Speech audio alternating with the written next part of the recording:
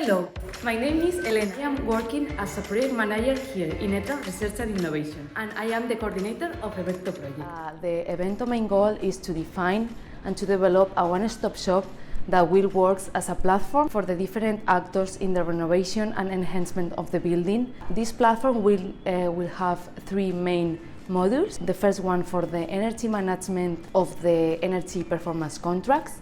So in that way, the different actors can manage the contracts, edit them, and upload them. Then we have the simulation module, in which we will be able to simulate the enhancement and the renovation in the different buildings, trying to be as accurate as possible. And the final one will be the monitoring module, in which we are going to be able to monitor different factors and different aspects of the building, and being able to use this data for verifying the energy performance contracts and also the simulations that we build.